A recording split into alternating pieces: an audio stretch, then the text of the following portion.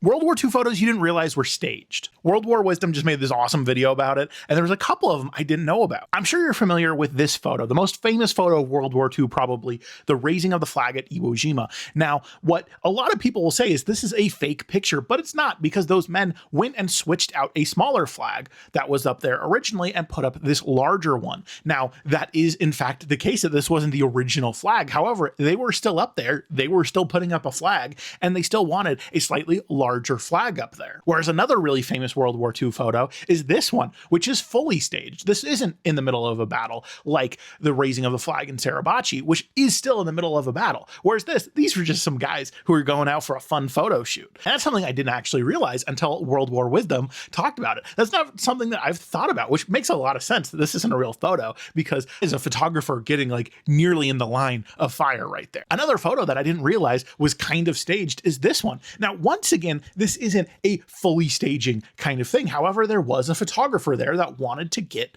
a photo of a Soviet soldier putting up the Soviet flag over the Reichstag in Berlin. But this is still kind of in the middle of the battle. Now, they did doctor some of the photo, which is something else I didn't realize, by adding more smoke to the background. Once again, you should go check out his video, because he goes more in depth into all of this and has a few other photos in there. But that is definitely super interesting. Now, once again, this is still in the middle of a battle, right? These guys are still doing this. However, it was like, hey, I want to go take some photos, go up, get some photos of us doing this whole thing. Lots of propaganda value going into a lot of the photos during World War II. Hey everybody, I started doing channel memberships. So if you want to subscribe and help me out with a few bucks a month, well, consider doing that. Thanks so much.